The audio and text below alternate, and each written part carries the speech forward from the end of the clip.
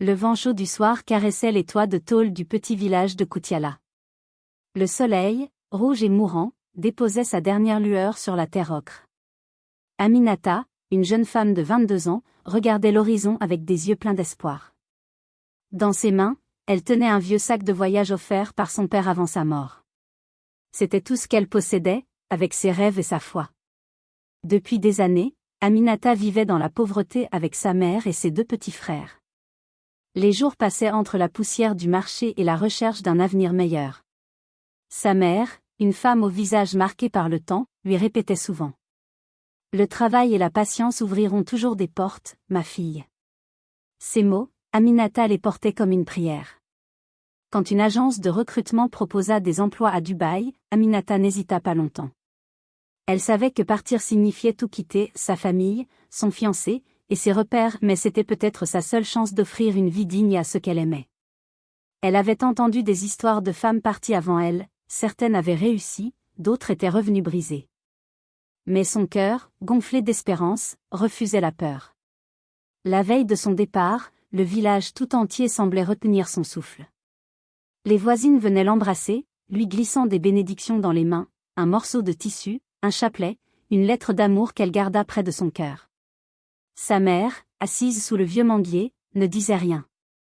Ses yeux humides disaient tout, la fierté, la douleur, la peur du silence à venir. « N'oublie jamais d'où tu viens, Aminata, murmura-t-elle au moment des adieux. Ces mots résonnèrent longtemps dans la poitrine de la jeune femme, comme une promesse et un avertissement. À l'aéroport, tout était nouveau, les lumières, les bruits, les langues étrangères. Aminata serrait son passeport comme si c'était un trésor.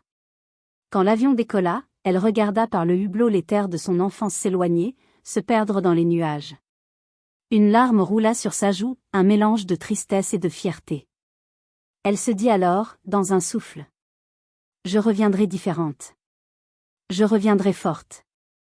Mais au fond d'elle, une petite voix murmurait déjà. Et si ce départ changeait plus que ta vie, et ton cœur? Le vent du désert soufflait chaud sur le visage d'Aminata lorsqu'elle posa le pied à Dubaï. Tout autour d'elle, des gratte-ciels de verre étincelaient comme des miroirs dressés vers le ciel. Les voitures brillaient sous le soleil, les rues semblaient propres comme des palais, et chaque parfum qu'elle respirait sentait la richesse. C'était un autre monde, un monde de lumière où tout paraissait possible. Son employeur, une riche famille émirassie, l'accueillit dans une villa immense aux murs blancs et aux jardins bordés de roses. Aminata fut émerveillée mais aussi intimidée. Elle devait travailler comme domestique, nettoyer, cuisiner, servir. Les premières semaines furent dures. Le rythme était épuisant, les règles strictes, et les visages autour d'elle semblaient froids. Parfois, elle pleurait en silence la nuit, cachant sa tristesse sous son oreiller. Mais chaque matin, elle se levait avec courage, se rappelant pourquoi elle était venue, aider sa famille, changer leur destin. Un jour, tout bascula. Alors qu'elle servait le thé lors d'une réception, elle croisa le regard du fils du cheikh, Khalid Al-Mansor. Grand, élégant, au regard profond, il lui adressa un simple sourire, un sourire qui bouleversa son cœur. Elle baissa aussitôt les yeux, troublée. Ce soir-là, pour la première fois depuis son arrivée, elle sentit une chaleur nouvelle l'envahir, un mélange de crainte et d'espoir. Les jours suivants, Khalid multiplia les gestes discrets, un mot gentil, un regard prolongé, un verre d'eau offert quand elle avait trop travaillé. Aminata lutta contre ses sentiments. Comment une simple domestique pouvait-elle espérer attirer un homme pareil? Se disait-elle. Mais lui semblait voir au-delà de ses vêtements simples et de son accent étranger. Leur complicité grandit dans le silence des couloirs. Ils se parlaient à voix basse, partageaient des instants volés, un rire, un secret. Il lui racontait sa solitude malgré la richesse, et elle, ses rêves d'enfance et sa famille restées loin en Afrique. Chacun trouvait dans l'autre une lumière que ni le luxe ni la pauvreté ne pouvaient offrir. Une nuit, sur la terrasse éclairée par la lune, Khalid prit sa main. « Aminata, je ne vois pas une domestique en toi. Je vois une femme forte, pure et vraie. » Ces mots résonnèrent en elle comme une promesse. Son cœur battait si fort qu'elle crut qu'il allait exploser.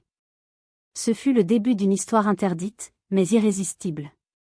Cependant, dans le reflet doré de leur bonheur naissant, se cachait déjà un mirage. Dubaï, avec sa beauté et son luxe, commençait à l'envoûter. Les bijoux qu'on lui offrait, les parfums, les vêtements de soie, tout cela la faisait rêver. Elle se regardait parfois dans le miroir et peinait à reconnaître la fille du village. Elle enviait ce nouveau monde qui semblait enfin la voir, la respecter, la désirer. Sans s'en rendre compte, Aminata commençait à se perdre dans le désert des apparences, là où les mirages brillent plus fort que la vérité. Le jour où Aminata devint l'épouse de Khalid Al-Mansor, le ciel de Dubaï s'embrasa de feux d'artifice. Des centaines d'invités vêtus d'or et de soie remplissaient la grande salle du palais. Le parfum des roses, la musique orientale, les bijoux étincelants, tout semblait sorti d'un rêve. Aminata, vêtue d'une robe blanche incrustée de diamants, avançait lentement vers celui qui avait changé sa vie. Les caméras la filmaient, les regards l'admiraient.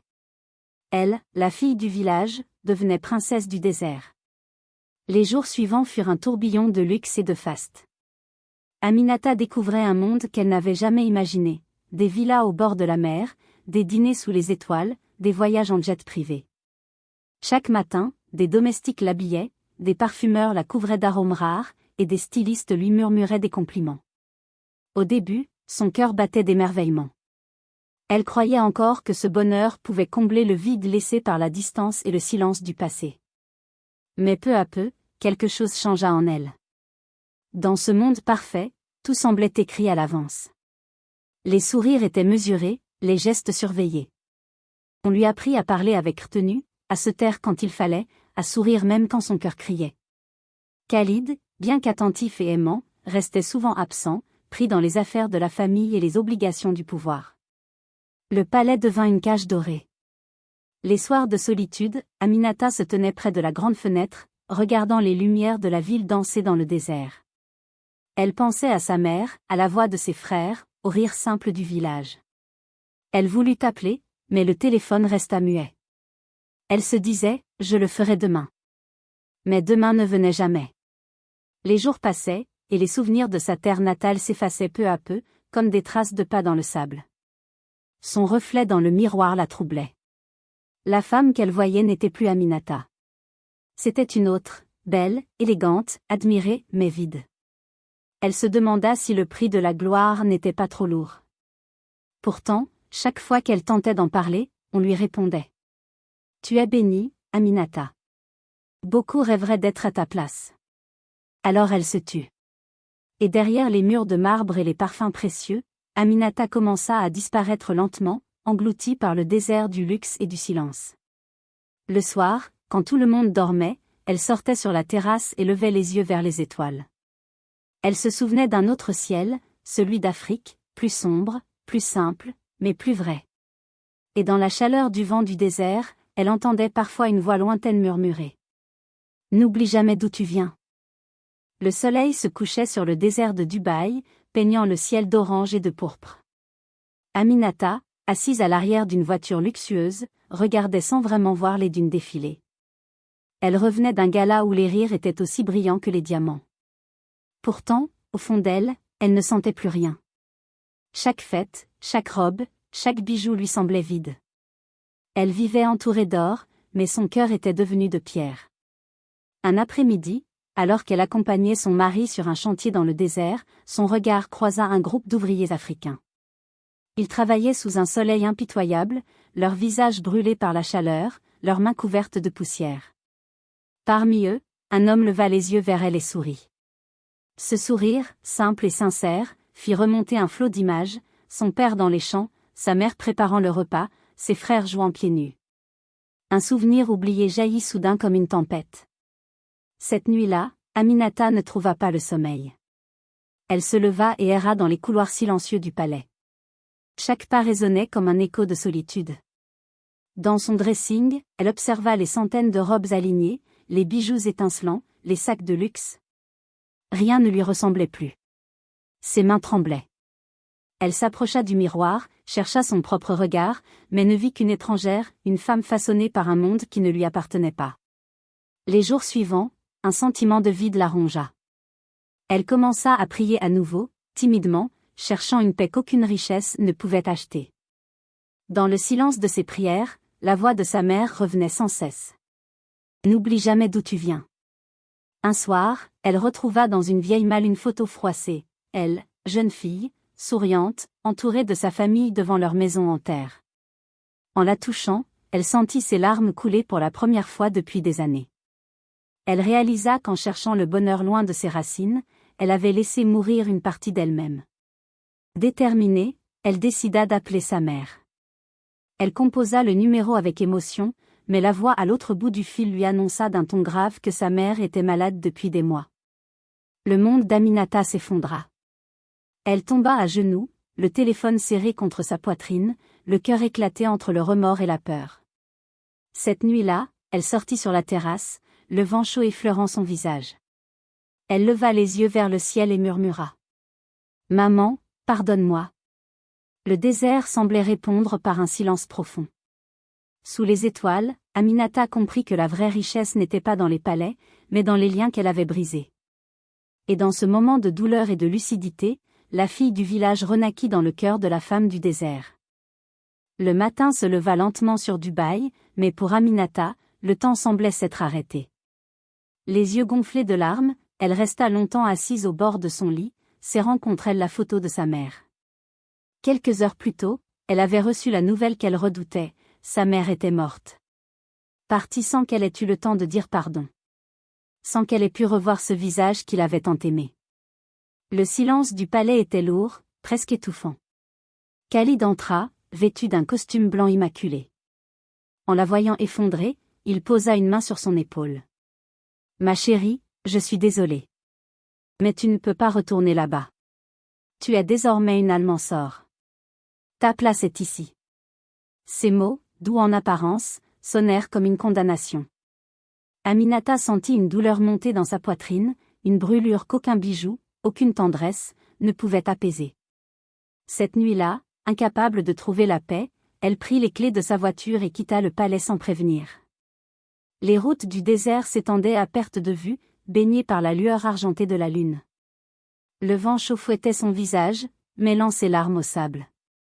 Elle roulait sans but, poursuivie par les voix du passé, celles de sa mère, de ses frères, et de la jeune fille qu'elle avait été. Arrivée au cœur du désert, elle s'arrêta. Devant elle, l'immensité silencieuse semblait l'appeler. Elle descendit de la voiture, ses pieds s'enfonçant dans le sable tiède. Là, sous les étoiles, elle leva les bras vers le ciel et cria de toutes ses forces. « Maman! Pardonne-moi !» Sa voix se perdit dans le vent, engloutie par le vide. Ses genoux cédèrent, et elle tomba, secouée de sanglots. Le silence du désert l'enveloppa comme un linceul. Tout ce qu'elle avait fui, la pauvreté, la simplicité, l'amour vrai, revenait la hanter. Elle comprit enfin que la richesse qu'elle avait tant cherchée n'était qu'un mirage, un piège doré. Au loin, les premières lueurs de l'aube éclairaient le sable. Aminata sentit une étrange paix envahir son cœur. Elle se dit que, peut-être, sa mère pouvait enfin l'entendre. Elle retira les bijoux de ses poignets, ses bagues, son collier, et les laissa tomber dans le sable, comme pour se libérer de ses chaînes. Lorsqu'elle rentra au palais, le visage fatigué mais apaisé, Khalid voulut parler, mais elle leva la main en silence. « Je ne veux plus être une ombre dans ta lumière, dit-elle doucement. Je veux retrouver la mienne. » Quelques jours plus tard, Aminata quitta Dubaï. Elle n'avait plus ni richesse ni statut, mais elle emportait avec elle quelque chose de plus grand, la vérité. De retour sur sa terre natale, elle se rendit sur la tombe de sa mère, s'agenouilla et murmura. « Je suis rentrée, maman. » Le vent souffla doucement, caressant son visage comme une bénédiction. Aminata ferma les yeux. Le désert, cette fois, ne lui faisait plus peur. Elle avait payé le prix du silence, mais elle avait retrouvé son âme.